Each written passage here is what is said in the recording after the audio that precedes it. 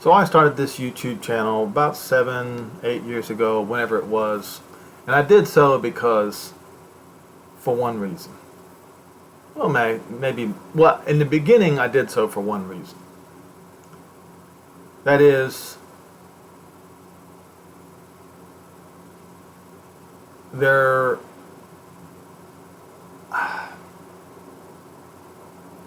I'm not planning on putting any of my family dirty laundry out there, so I'm going to put it to you like this. I'm not going to be accused of knowing the truth and withholding it from members of my family. So what I did, I made sure the whole world knew about it by starting this YouTube channel. So not only is my family not going to be able to accuse me on Judgment Day of knowing and not warning them, the whole world today is now without excuse. Now here we are today. We are in a predicament, the world is. We have modern technology, so great, so wonderful on one hand, and total world economic collapse on the other hand. How did this happen? And you know, when you have economic collapses, that's when war breaks out. And in order to sustain this economic growth that the world has been having, Western civilization, including Russia, has been building up nuclear weapons to prevent them from being attacked and have another world war.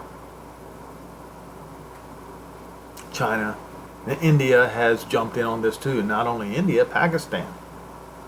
People could talk about Israel. Well, it's obvious the reason why Israel has them. So I've got some bullet points that I'm going to start reading from. And bullet point number 1, the inherent lie of modern technology is that it provides peace, safety, security, etc. Now, just to prove it, and the paradox that it presents, I'm going to read to you this article, 9 mind-blowing facts about the U.S. farming industry. This is by Sarah Lepley in December 20th, 2019.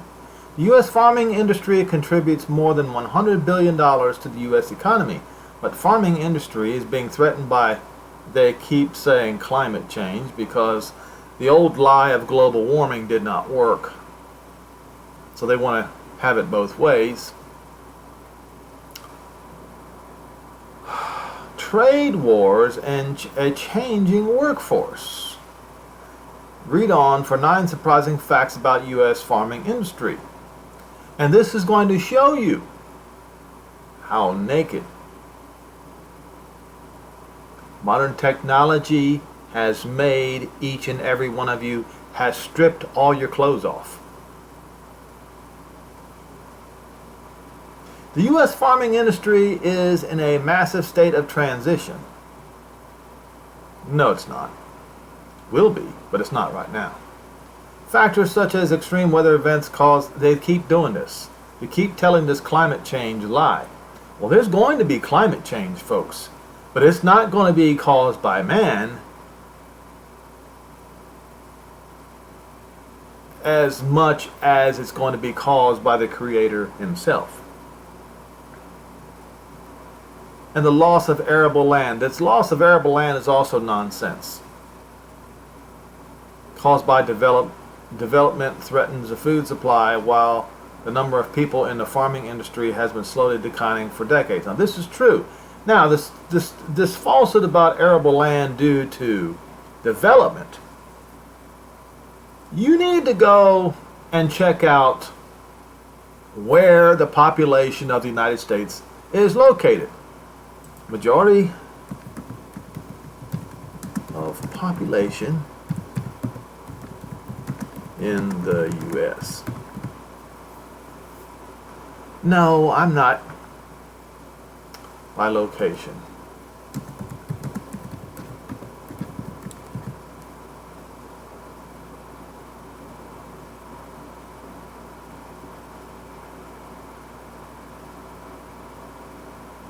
Where? No, I'm not looking for.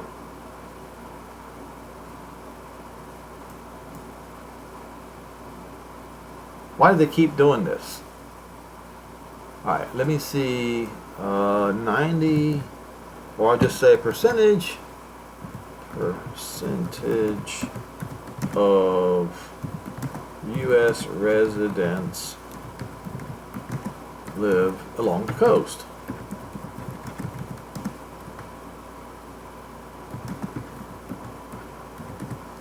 I should have had this pulled up. I need a map.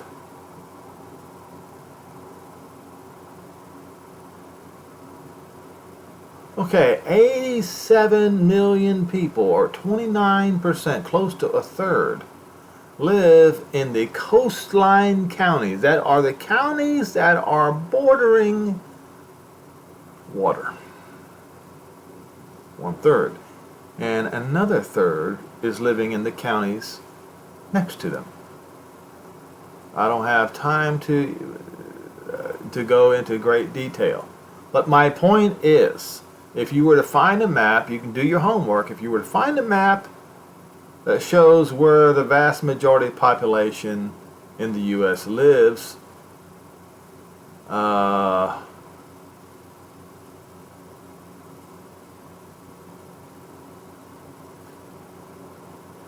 home to almost 40%. Oh, looky here.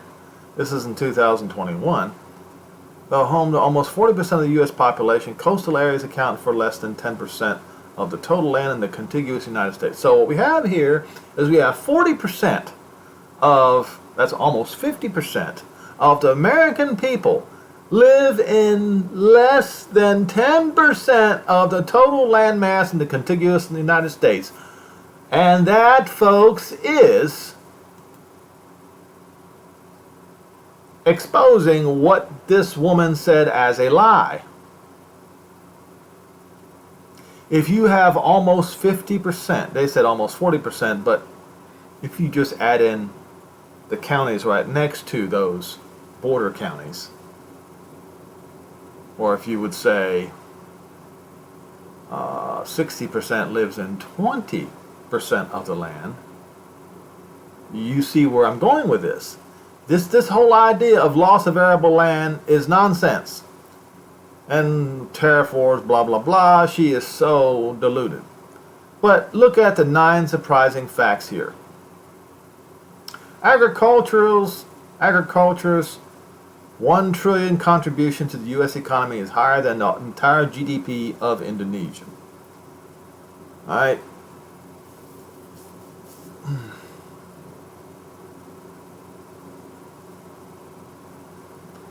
Well, it says while farming alone contributes 132.8 billion to the U.S. economy, the industry reach extends far beyond the soil, from leather ottoman you recently acquired to the IPA, calling your name out in the bar, countless products, whatever. So, while there are more than 2 million farms across the U.S., farmers and ranchers make up just 1.3% of the labor force.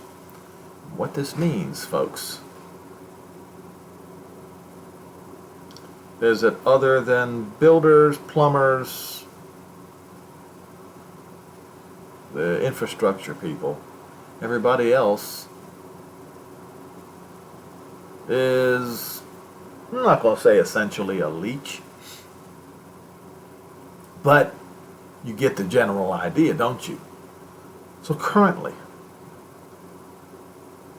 while there are more than 2 million farms across the U.S., farmers and ranchers make up just 1.3% of the labor force. While farmland may stretch far and wide, farmers and ranchers themselves make up just 1.3% of the employed U.S. population, totaling of around 2.6 million people.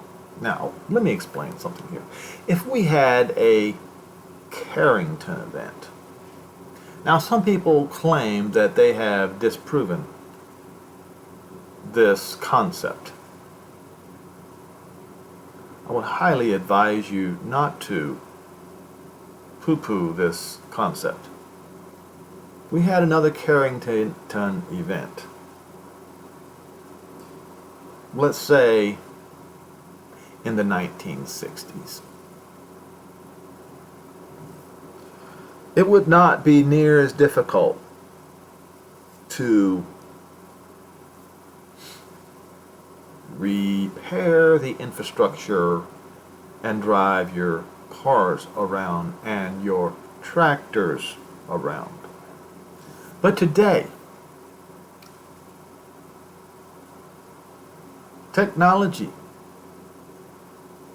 people believe so much in modern technology that they have made their automobiles, their new tractors, not the old ones, but their new tractors, and the whole infrastructure susceptible to a Carrington event. Now, a Carrington event can be caused by a lot of things. A coronal mass ejection from the sun. That's what caused the last Carrington event. No big deal. It just destroyed the telegraph system in the United States. But, you know, they repaired that. It was no big deal. If you have, folks, only 2.6 million people, farmers, and there is a Carrington event, there would be a die-off in Western civilization like the world has never seen.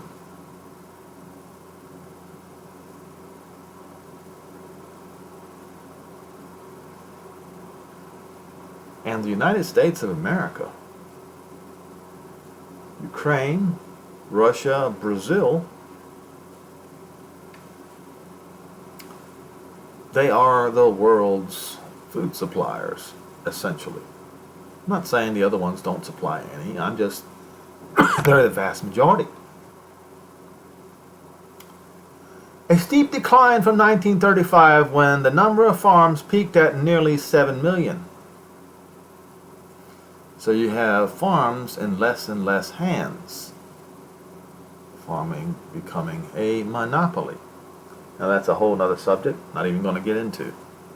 Meanwhile, back in 1840, workers in the agricultural industry made up 70% of America's workforce. And I drive by you people all the time. And I shake my head. I cannot figure out how it is that you don't have a tractor, that you do not have farming implements, that you don't have a way to grow food, and yet you have this beautiful, lush front yard in your HOAs. And your HOA does not permit you to grow food in your yard or have farm animals. This is the height of arrogance. You think the time is just going to keep on, that we're going to have less and less farmers and more people going to, the farmers' children, they have left the farms and moved out into town, moved out into the city. You think things are going to continue just the way they are.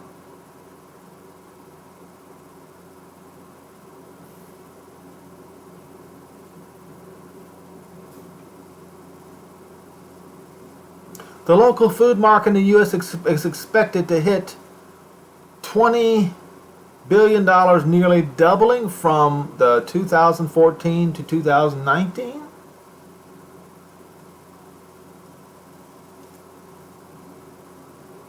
And now there's wide mistrust among consumers in how food is made. Well, if there's so much wide mistrust on how food is made, why don't you go and buy yourself a piece of land, some farming implements, and grow your own stinking food? Is it safe, ethical, natural, and environmentally friendly? This mistrust has helped usher in support for farmers markets and growing food at home. No, it hasn't. That's a lie. If it was true, we would have these numbers would have changed. But they have not changed. Soybeans account for 60% of U.S.'s $23 billion worth of agriculture exports to China. In my personal opinion, soybeans is meaningless, is worthless. Only thing is really good for is to add protein to animal feed. That's it. There's always been extreme weather in the United States, and there always has been crop losses. That's no big deal. But what if? What if there was a great plague of no rain for 3.5 years, as predicted in, I believe it's in Revelation 11? Oh, you don't believe it's written there? Go ahead and read it. Go ahead and read Revelations 11, starting in the 1st, 2nd, 3rd, 4th, 5th, 6th verses. I dare you. You'll find it.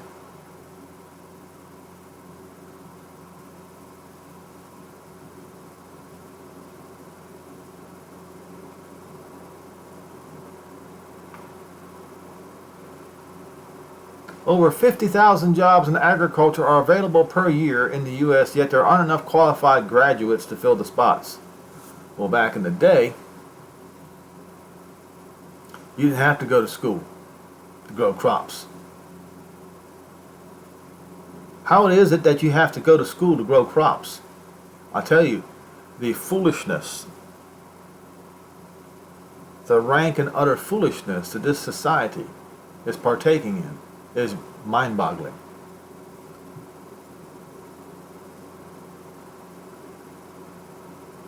According to Career Addict, some of the most lucrative positions available in the field includes agriculture economists. Agriculture economists, they don't till the land. They don't plant food. Who forecast trends and advise clients for an average of... Who forecast trends? Prognosticators?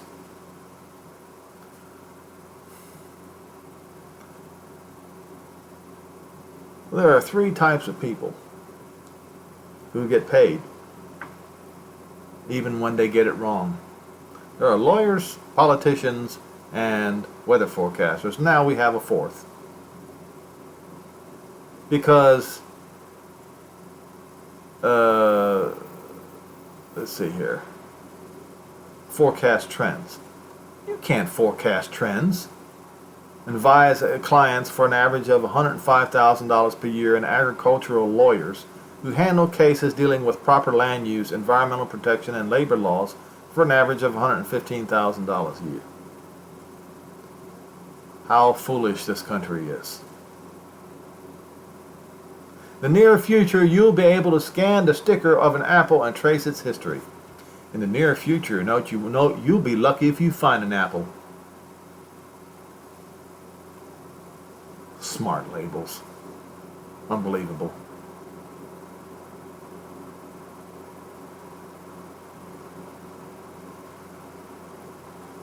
Now the claim here is that 41% of the contiguous U.S. is used to feed livestock. That's 800 million acres, roughly the size of India. Well, that might be. I'm not sure if that's true, because I have driven across the United States, and I'm telling you, there are pieces of land, there are huge, huge pieces of land that nothing is done with. Nothing. And I know this from my own personal experience.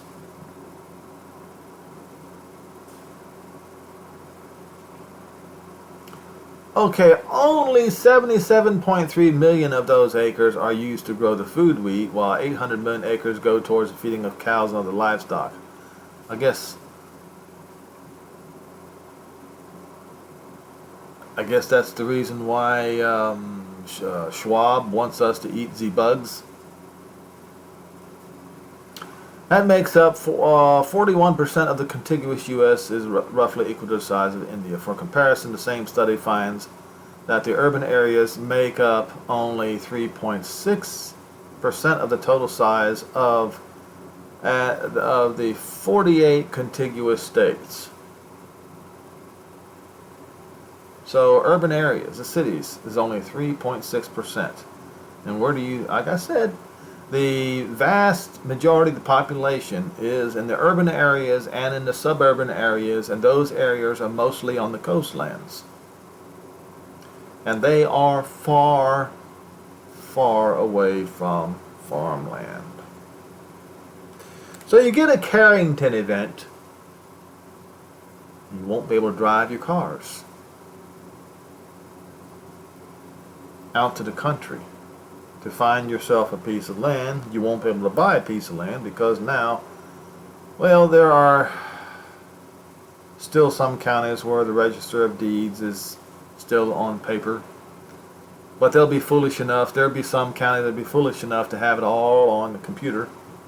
And when it all goes down, it'll be absolute chaos and madness. You won't be able to drive your car to the countryside. Now, I'm not saying this is all going to happen before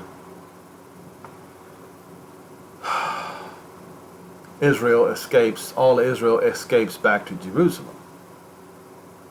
But I am suggesting to you that it is going to happen. And the people will not be ready. Let me go ahead and continue with my bullet points here.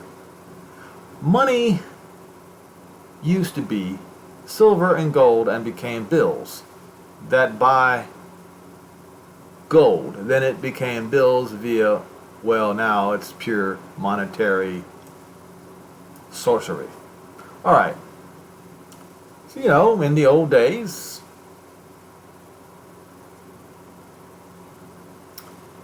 before the United States, money was silver and gold. And, you know, whatever kind of coinage there was. And then, when the United States became a nation, as I recollect from history class, Thomas Jefferson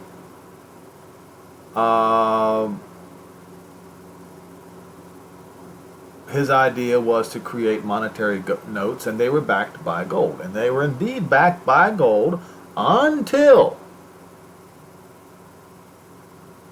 it was a two-stage event, until FDR, and then it got permanently switched from gold to oil. Now, the government will try to tell you that there's enough gold in Fort Knox to back the gold or whatever, but it's not, we all know it's not true. And then every other country started practicing the same nonsense of not backing their currency with gold, and the United States particularly backed it with oil.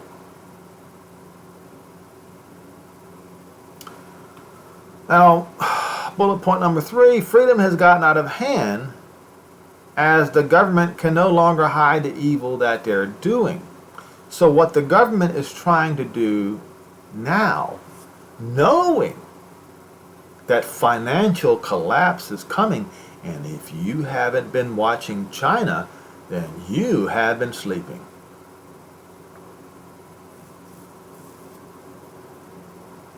And what's happening in China alone is enough to take the whole world down. And I understand it began with the Evergrande company. What do you call that? Defaulting. Then when Evergrande started defaulting, people started to refuse to pay their mortgages in China. Then what happened? People went to go get their money, and banking practices all over the whole world, United States included, but also in China, is that banks keep about 1/10 of the money that depositors have deposited. They only keep about 1/10. So, when they have a bank run, there's not enough money. Well, they had a bank run in China. At least 7 major banks, they had a bank run. Well, they had to close the banks and bring the police.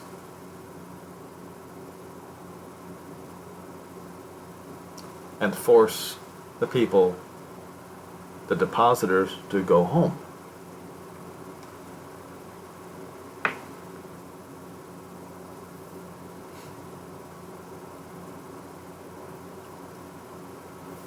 Yes, and now freedom has gotten out of hand, as the government can no longer hide the evil that they're doing. So you'll have websites like Godlike Productions, Where People,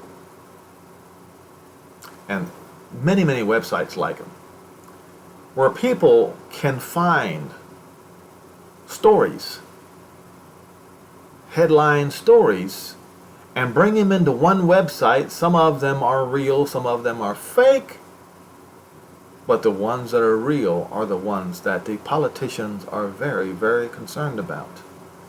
See, now people can get a hold of information much faster than they used to. And that's a problem for the political establishment. It's a big problem. So freedom has gotten out of hand, as the governments can no longer hide the evil that they're doing.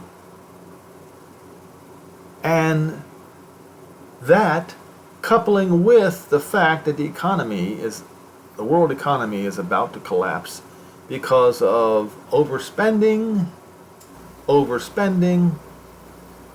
whether it's overspending by the governments or by the people. For instance, in the United States, you have people purchasing.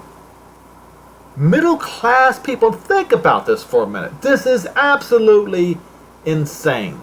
Makes no sense at all. They're purchasing vehicles to drive for $60,000, $70,000, $80,000 on credit, of course. It absolutely makes no sense.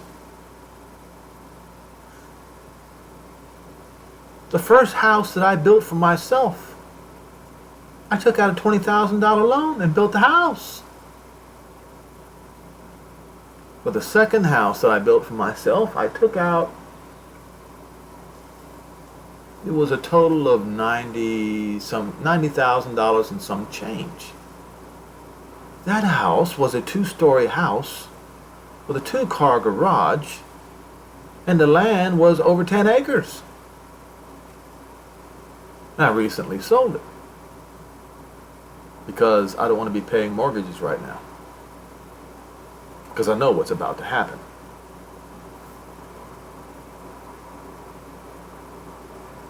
And as I point out in bullet point number 4, world economies cannot sustain itself with 1% of the population being farmers. Just can't. When 200 years ago, 70 no, less than 200 years ago, 70% of the population were farmers. They could have survived the Carrington event. This population is naked. Is buck naked with their hands up and their heads in the stock, and they don't even know it.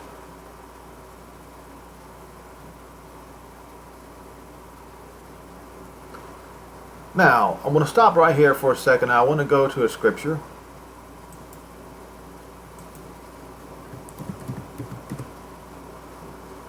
We'll go to Revelation 3.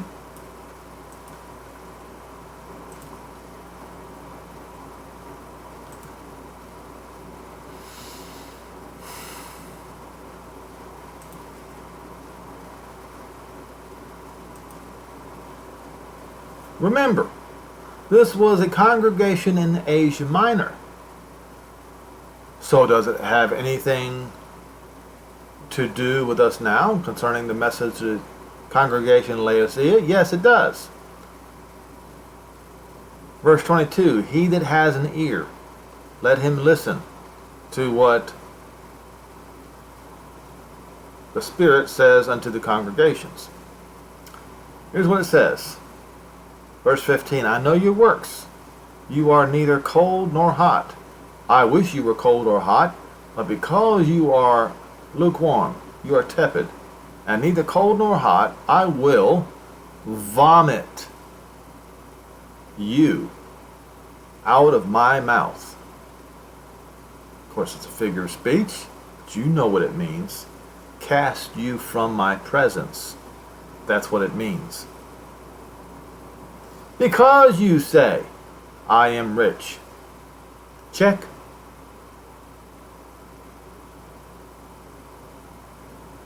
And increase with goods, and have need of nothing.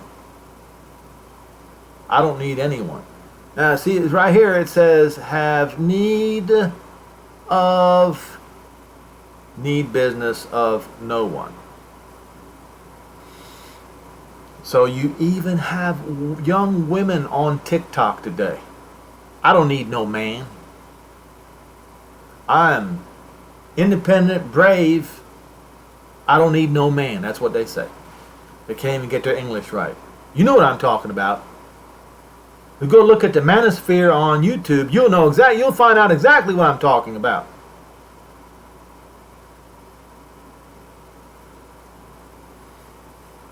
And let me tell you something, men, today. You see how the young women are acting. You see how women are acting towards the patriarchy today, towards you. That is how you are acting towards Jehovah, your Creator. You see, the women today, I don't need no man, women today. They are a reflection of the men. I'll get into that in another video sometime. They are a reflection of you. The women are a reflection of you, and they are a reflection of you to the Creator. So if your women are doing this, you are doing this too. You're guilty of it as well.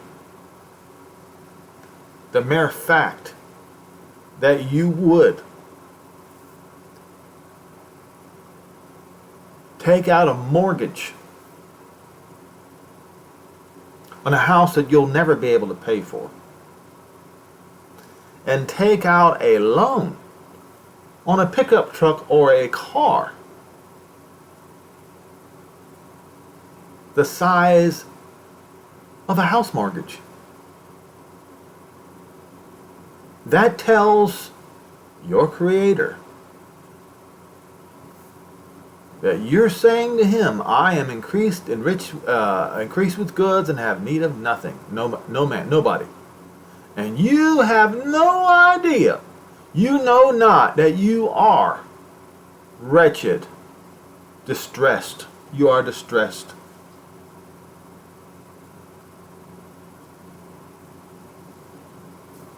And miserable. You're pitiful, poor, destitute. You're a beggar. You don't even know that's what you are. But you're about to find out. Blind and naked. Why? You don't know how to grow food. You get all your food from the grocery store. You have Mexican laborers and other minorities processing your food for you, and others is done by machinery. Complicated machinery that, if there's a Carrington event, will cease to function. And suddenly there will be no more food at the grocery stores. You think you're great, and you're as poor as a dormouse. So he says, let's take counsel together. Go buy in the marketplace. Go buy in my marketplace. Oh, his marketplace. Gold tried in the fire. Oh my, we know what that means. If you're bothered to read the book of Daniel, you don't need to even read the book of Daniel. You know what trial by fire. You know what trial by fire means. Yes, there is a trial by fire coming to the last generation.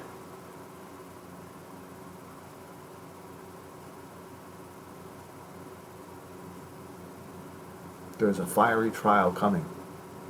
That's what that means.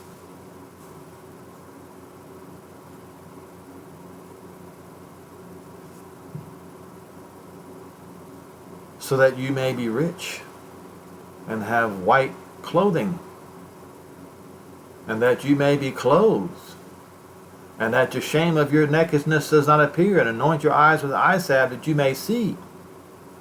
As many as I love, I rebuke and chasten. But that doesn't sound fun.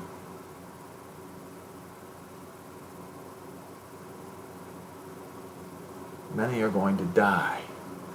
Let me show you something. I think it's in Daniel, is it 10 or 11? We'll go look there.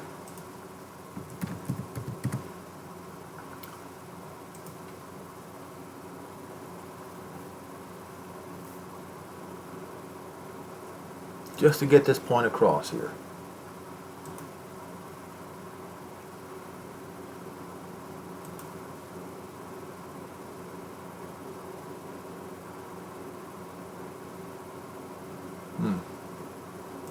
I think it's 11. But I could be wrong. Yeah.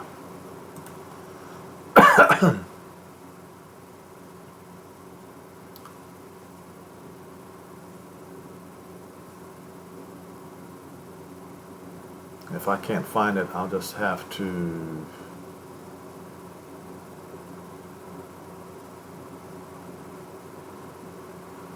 Yes, this is it. So, starting in verse 30, this is talking about Antiochus or Antiochus IV. Alright? And how Antiochus IV had persuaded many Jews to become Hellenes and forsake the covenant. Okay? And he polluted the sanctuary. Yes, he did. He set up a graven image of himself as Zeus or Zeuspater, as I talked about in previous videos. I would suggest each and every one of you to watch Synagogue of Satan is Jerusalem, exactly who worships in the Synagogue of Satan in Jerusalem, question mark, exactly who worships there. I'll show you, and that is where the Church of the Holy Sepulchre is. All right? And then Latin Christians literally worship Satan. Here's proof. You need to watch those two videos. Let me continue.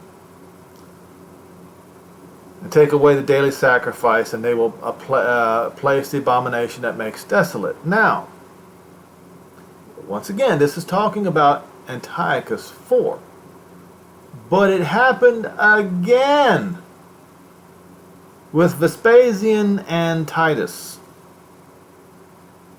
And shall do wickedly against the covenant, to corrupt and profane by smooth flatteries. But the people who know their Elohim shall be strong and do exploits. Talking about the Maccabees. And those who understand among the people shall instruct many. And shall instruct, and many will fall by the sword, by flame, by captivity, and by spoil. It says many days here, but it means for a time. Let's look at it. It could be many days. Days of the days, a period of days, or even completely. You see? So,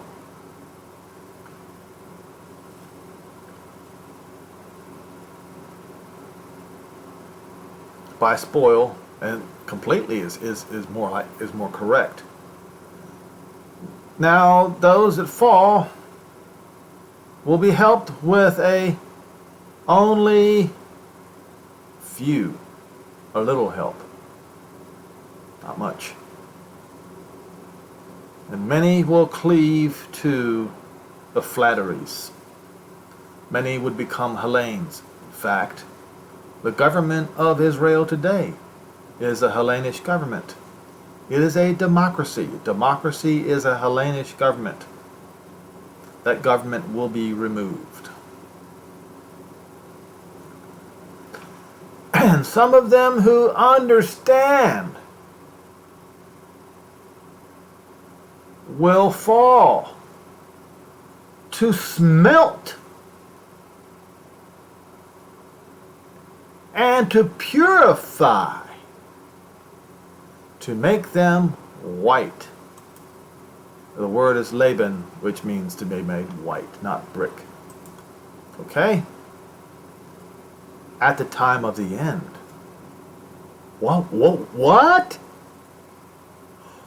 Oh, is that what Laodicea thing is talking about?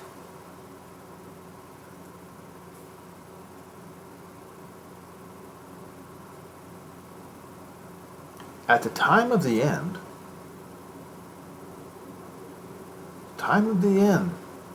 there is going to be a trial, the Great Tribulation.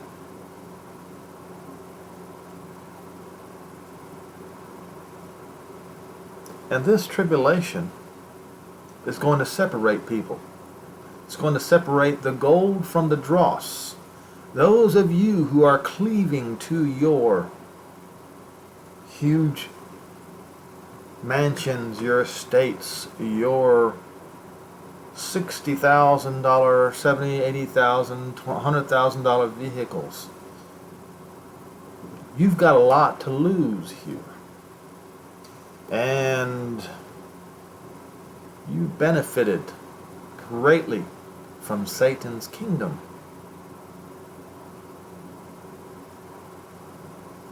It's going to be much harder for you to leave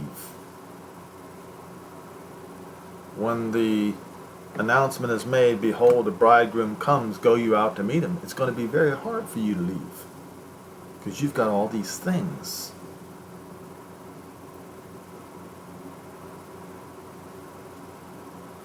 Separation is going to occur. Now I want to show you something else.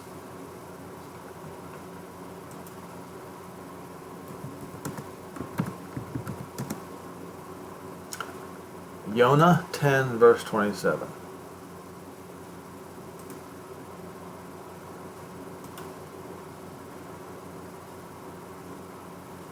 Now the call is going to be made. Come to Jerusalem.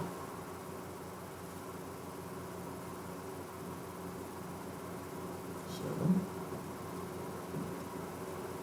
wait a minute. What happened to... I must have read it wrong. It is 10:27. What? My eyes are failing me. So let's first of all make a correction here, as I showed you in the previous videos, which is very, very important. Iesous is in honor of Zeus. It is a name of a demon. No, that is the incorrect name. The correct name is not Joshua. It is not Yeshua. Yeshua only means salvation. It is Yehoshua, which means Jehovah's salvation, not Yahweh. There is no Yahweh in the word Jehovah. It is in Yehoshua. But there is, Jehovah is in the word Yehoshua. Alright? So this word is Yehoshua, not Iesous, the name of a demon. I told you, and you believe not, the works that I do are in my Father's name. That's the reason why he has his Father's name in his name. And you messianics out there, you need to watch yourselves. Using the name Yeshua and then refusing to honor the name Jehovah and saying God instead.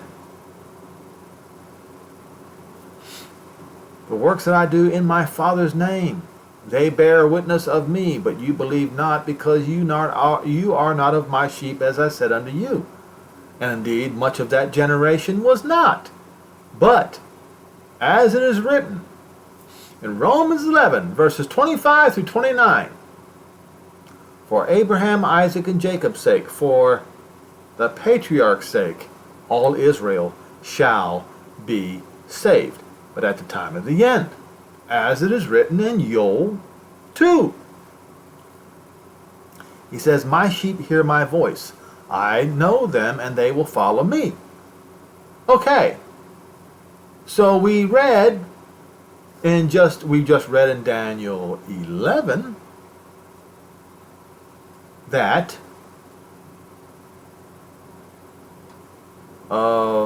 at the time of the end is going to be the time of trial. Now, in his day, there was a time of trial upon Israel, upon Jerusalem. But at the end, there's a time of trial upon the Gentiles. Not all Israel is going to be saved in the time of the end. And the Gentiles are going to be tested. Yehoshua is going to find out who are his sheep among the Gentiles. Will they come to Jerusalem when he calls, or will they dub him the Antichrist?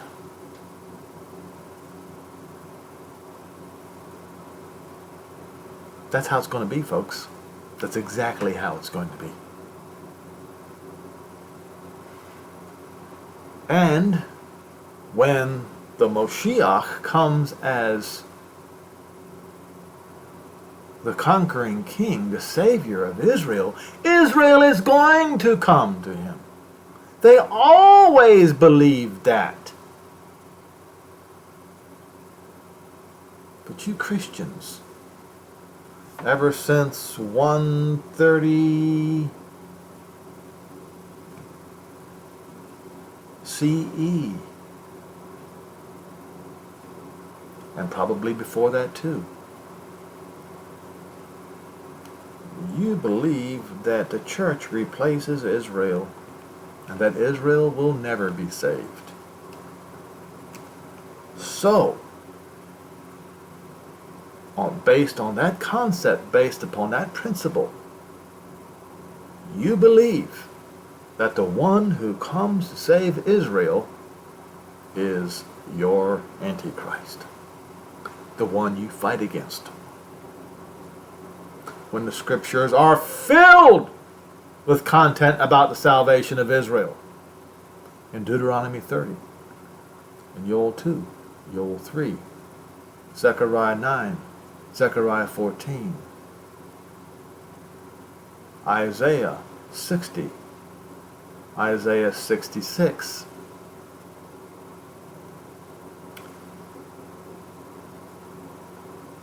Jeremiah 31 verses 31 through 34, Hebrews 8 verses 8 through 12, Romans 11 verses 25 through 29.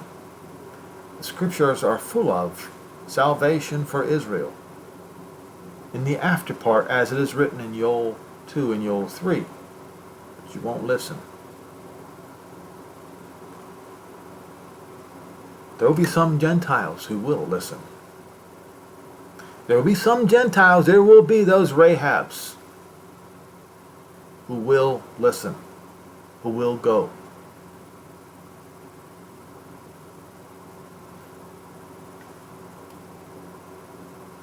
That is how the trial by fire is going to occur. But you, Gentiles, you set yourself up for this, as I just showed you.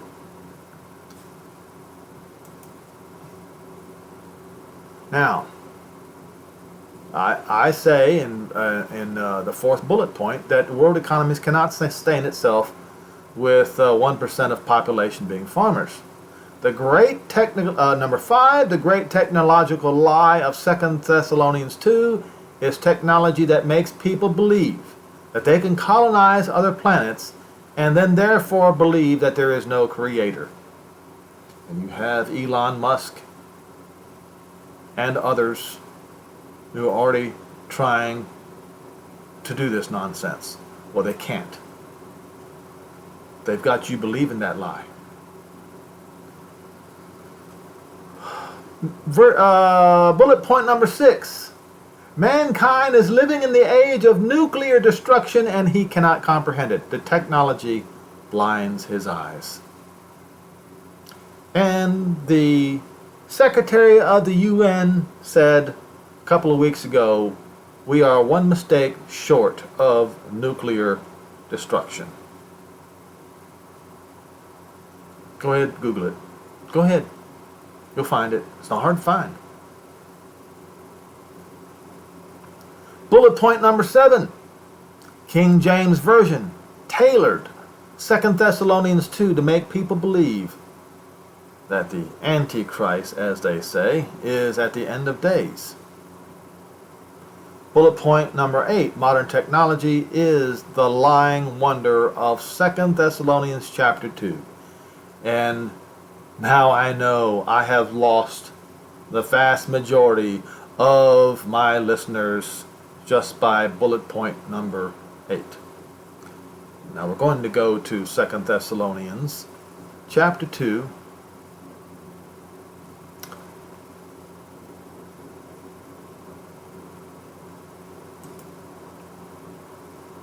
And we're going to read it carefully. Now we beseech you, brethren, by the coming of our Master, not Iesaus, not the demon, and not Christos, but Yehoshua, Moshiach, by our gathering together unto him, that you may not soon be shaken in mind, or be troubled neither by wind, nor by word, nor by letter, from us, as that day of Moshiach is at hand, because it wasn't. He was telling him it's not at hand. All these horrible things got to happen first, he says. Let no man deceive you by any means, for that day shall not come except there come the great revolt, the Kobar revolt and other revolts. The great Jewish revolt. I urge you. It's not hard to do. Look, there is no excuse for this. Great Jewish revolt.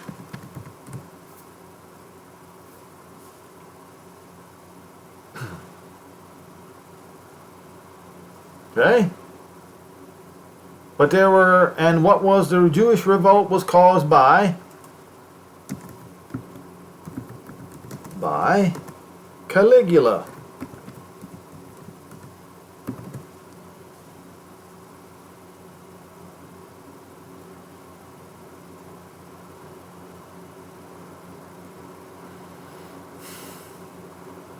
Well, it happened in the 12th year of the reign of Nero. Now, but it was caused by Caligula. And once again, please, I believe it's in one of these two right here, where some hard to find information is available there. In fact, I may have even put it in the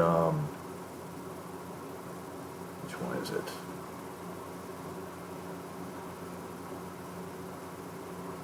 Yes. I did put it in the synagogue of Satan in Jerusalem, exactly who worships there. I'll show you. So that information is in there. Okay? And it even has the information about who it was that held this situation back. So I'll go back to 2 Thessalonians, and I'll come back to this particular video here.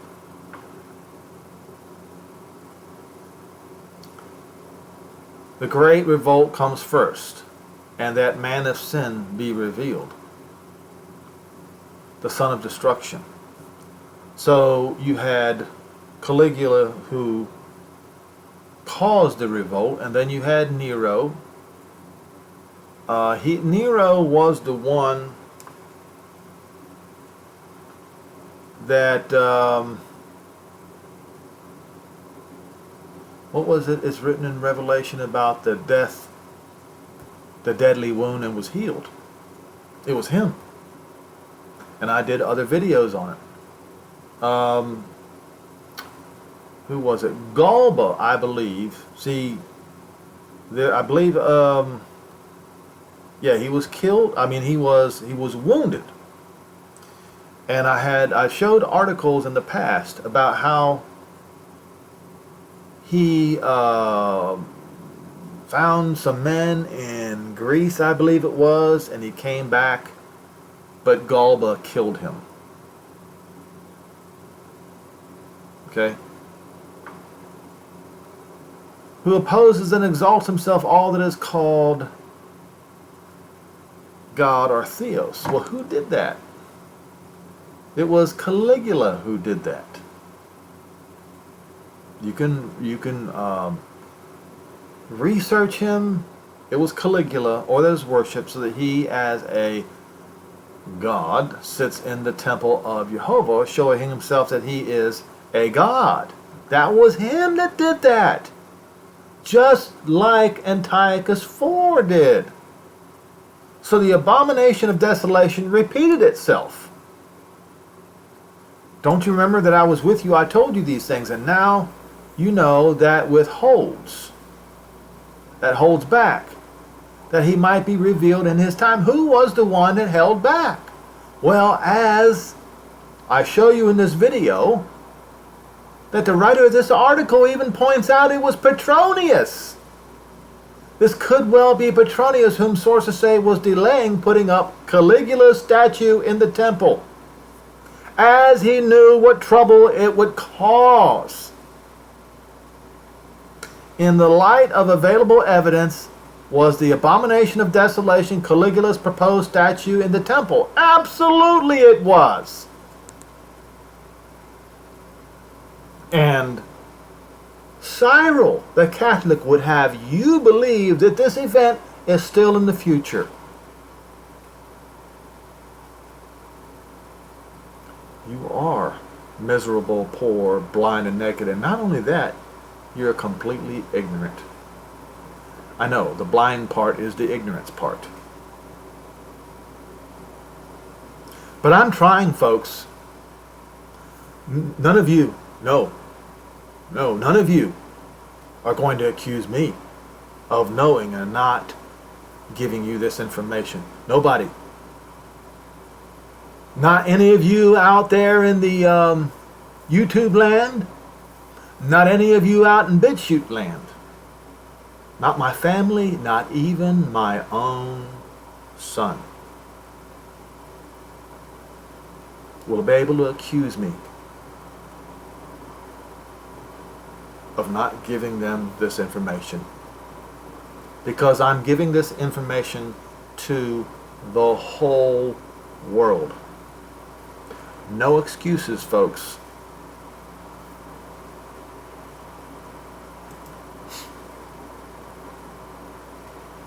Don't you remember when I was yet with you? I told you all these things.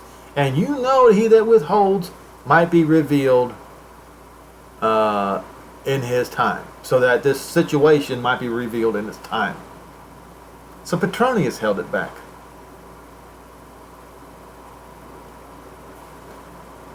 For the mystery of iniquity is already at work right now, he said. Not 2,000 years later. Come on, people. Wake up out of your drunken stupor. It was already occurring as he was speaking. You would rather be blind, miserable, poor, blind, and naked until you get exposed.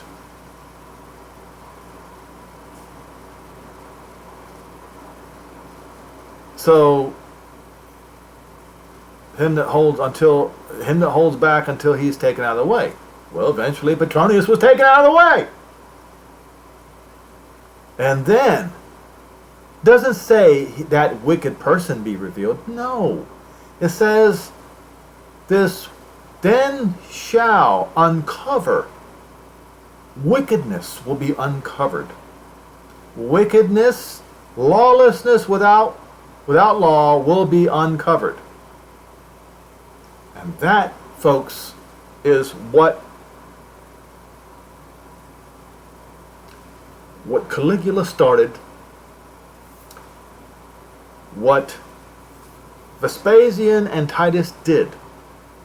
It started a long road, a long, horrible, terrible road of butchery, rape, pillage, and murder. That rape, pillage, and murder is the foundation of what this world is experiencing today. All the pleasures of this life, that foundation of this world is rape, pillage, and murder. You have your history books. You know what happened. There are no excuses.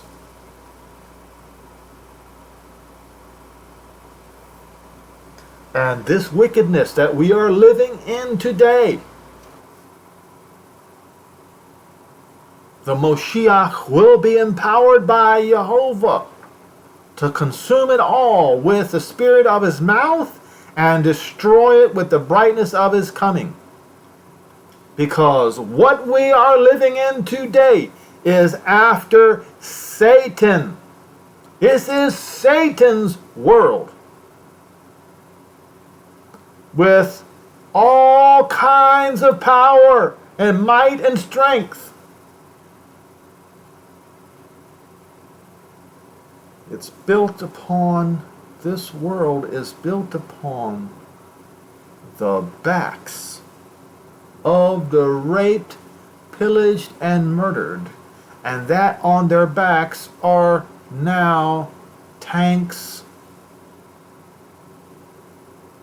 armored vehicle, armored personnel carriers, the latest advanced aircraft carriers, jet planes, fighter jets, AC-130s.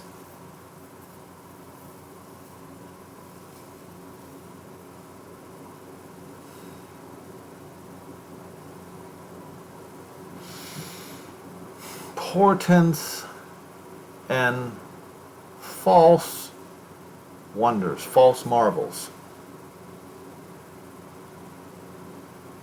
And one of those false marvels is you thinking you are rich when your money isn't even backed by anything now. Your money is worthless. It's all built on lies. It's a house of cards built on lies, and with all deceivableness of unrighteousness in them that perish, because they receive not the love of the truth, that they might be saved.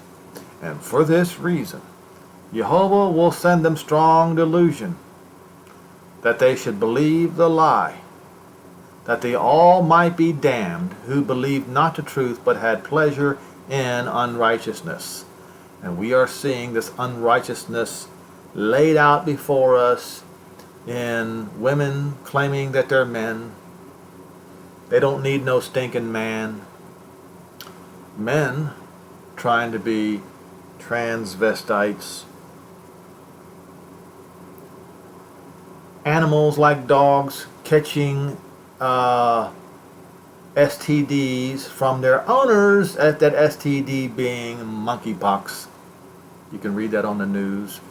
And then you have Child Protective Services in Texas telling a 14-year-old girl that she needs to become a hooker.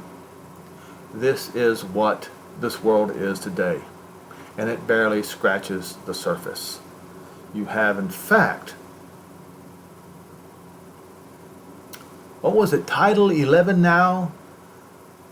President Joe Biden is going to use one of those titles to force, to give power to teachers over the parents to teach this sodomy and Gomorrah lifestyle in the public schools.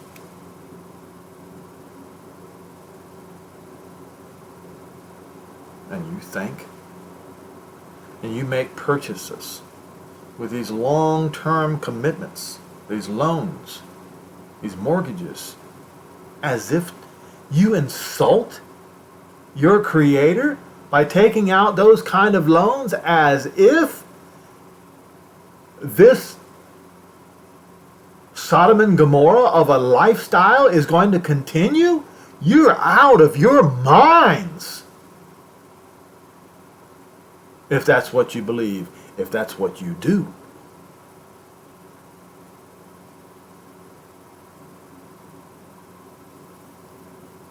Finally, I have all these extra scriptures, but I'm short on time here.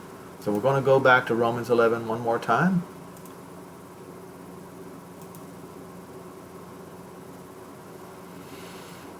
I say, has Jehovah cast away his people, Israel? No. No. Because I'm an Israelite of the seed of Abraham, of the tribe of Benjamin. He has not cast away his people which he foreknew. But you churchianity people, you claim that he did. You claim that the church replaces Israel. Well, Paul is calling you a liar. Why is he having to tell the Roman congregation this? Because they believe the opposite of what he believed already. That's the reason why he had to write this whole chapter. Don't you realize what the scripture said of Eliah? He made intercession to Jehovah against Israel, saying, Adonai, not Kyrios. They have killed your prophets and digged down your altars, and I am left alone, and they seek my life. But what did Jehovah say? I have reserved to myself 7,000 men who refuse to bow the knee to the image of Baal, and Jesus is Baal. So the same standard applies those of you who proclaim the name Jehovah and refuse to bow the knee to Baal at Sunday church with on their cross, Jehovah's got his eye on you. Even so, at this present time, there's also a remnant according to the election of grace. Even with this rebellious Israel in those days, there was still. So this whole idea that the church replaces Israel is a lie, and he disproves that concept right here in this, all the way from verse 1 through 6. What then? Israel as a nation has not obtained what it seeks, but the election has obtained it. Just like in the days of Eliah. Just like when, was it? When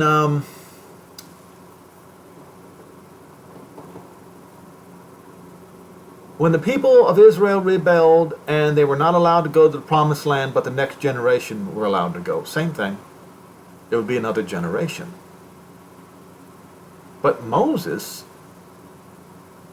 and Aaron, hold on, let me rephrase that. But Yehoshua, who led ancient Israel into the promised land, and Caleb, they were the only two, with their wives, of course, who were allowed to go into the promised land of that generation. So they were the elect by grace too. Okay?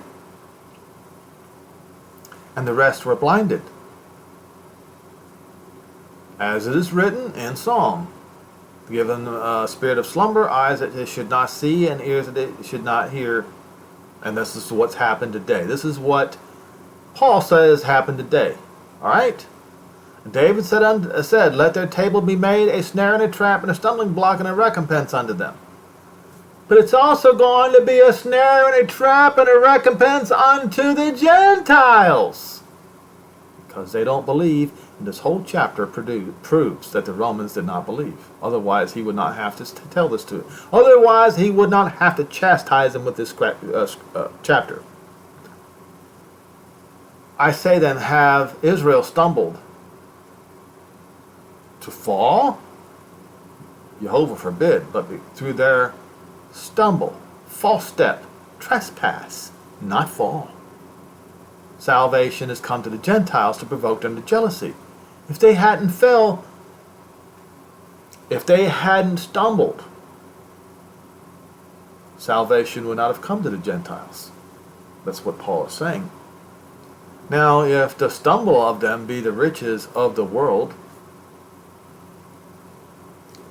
what we have today, the all-deceivableness of unrighteousness that Paul was talking about in 2 Thessalonians 2. And the diminishing of them be the riches of the Gentiles, how much more their fullness? They're going to be filled back up, is what Paul is saying. But you Gentiles don't believe it. So you're going to learn it the hard way. There is going to be a smelting process. There is going to be some among you who do believe it. But the tribulation is going to bring them out.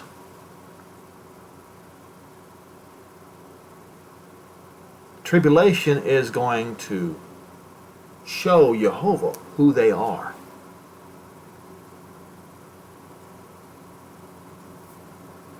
And yes, many of them will be saved as well from that tribulation. Some of them will have to suffer. I do not know how much. I speak to you Gentiles because I am the apostle to the Gentiles. I magnify my office, if by any means I may provoke to emulation them which are of my flesh, and save some of them at this time. Because like he said, even in this time of judgment that was upon Israel at that time, there was still Some who are saved by grace, because it was given to the election and not to the people as a whole of Israel at that time. It was taken away. But it's going to be given back to Israel, as Paul says towards the end of this chapter. For if the casting away be the reconciling of the Gentile world, what shall the receiving of them be but life from the dead? So he's saying that Israel is going to be resurrected from the dead. And he gets that out of the book of Ezekiel, the dry bones. That's the resurrection of Israel, as it says. You cannot spiritualize it away. Because if the first fruit, if Yehoshua is holy, then the lump is also holy. And if the root of Jesse, Yehoshua, is holy, then so are all 12 branches of Israel, including Dan. I don't care what you Messianics or whoever you are out there who claim otherwise. Now, if some of the branches were broken off, and you being a wild olive, you were grafted in among them, and you partook of the root and the fatness of the olive tree, and with them jointly partaking. Well, Christians today are not jointly partaking. They're partaking of a demon. And they went around for the last 2,000 years, or close to it, pillaging, raping, and murdering everything that was Jewish. He's talking about the Romans of his days. He says, boast not against the branches. But what did the Romans do? They not only boasted against the branches, but they attempted to exterminate the branches over and over and over and over again. You think that the Gentiles will be able to stand before Yehoshua when it comes time for retribution? We just read that a time of the end is going to be a time of smelting. Are you ready? But if you boast, you do not bear the root, but the root bears you. You will say, then the branches were broken off that I might be grafted in. Yes, because of unbelief they were broken off, and you now stand by faith. Do not be high-minded, but fear. There is no fear at all.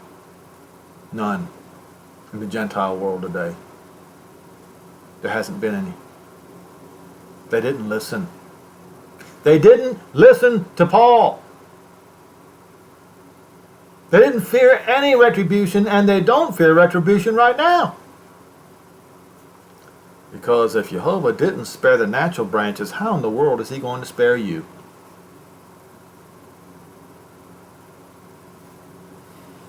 Look at the goodness and severity of Jehovah on them which fell severity, but toward you goodness, if you continue in his goodness. Otherwise, you are going to receive the same punishment. You will be cut down also. And indeed, the Gentile world is fixing to be cut down anytime.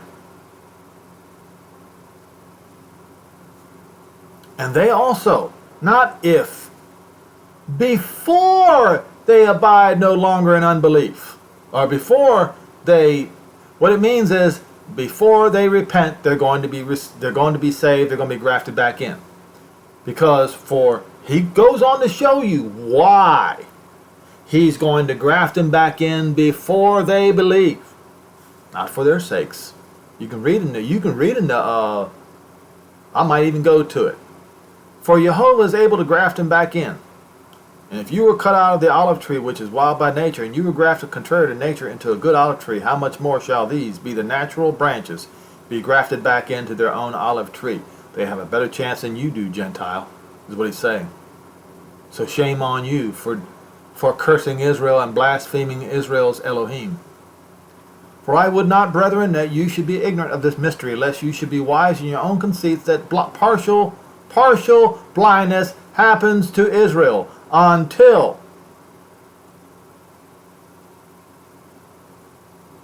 the fullness of the Gentiles come.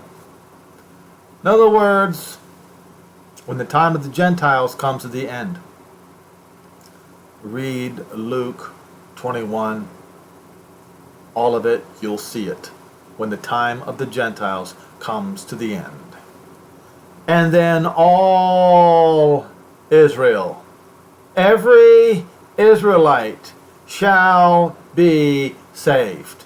Because it is written, there shall come out of Zion the deliverer, who will turn away unpiety from Jacob. It does not say that the church turns into Jacob. No. It's not what it says.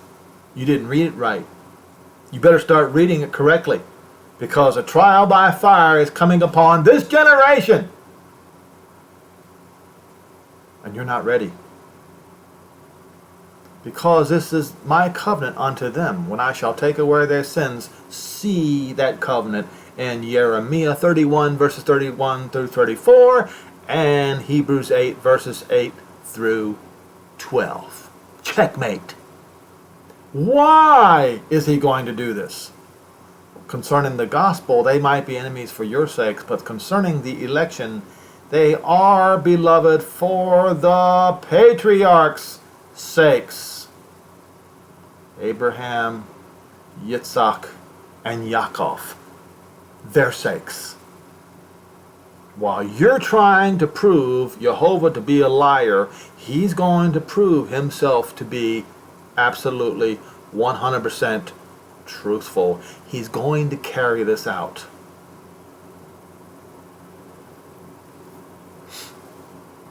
Because the gifts and the calling of Jehovah cannot be changed, are not repented of. You see, you, in time's sake, you didn't believe Jehovah, but you have now obtained mercy because of their unbelief. Now, because these also have not believed, just like you Romans didn't believe, because you Romans received mercy, now they're going to obtain mercy. Checkmate! But you don't want to read this. So you're going to have to go through the fiery trial. Because you didn't believe the truth. You did not want to listen to what Paul said.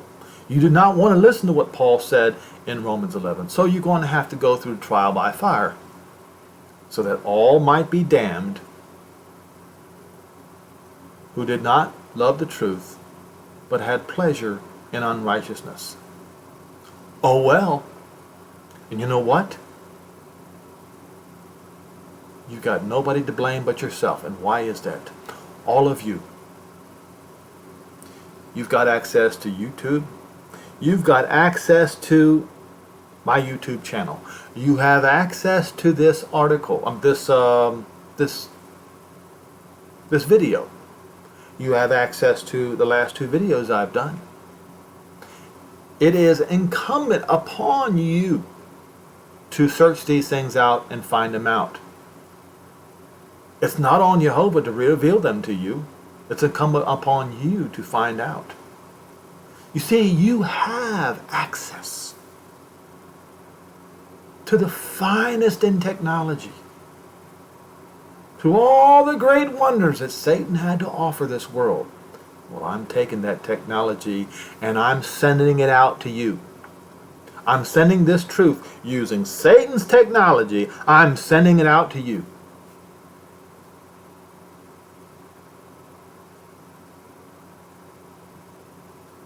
No excuses, folks. There are no excuses. I don't care what country you live in. And the people who have the least amount of excuses are the ones who persecuted the Jews for the past 2,000 years. The Euro-Romans. You have the least amount of excuse. And that is why the Great Tribulation is going to fall upon you. Watch out, folks. It's coming.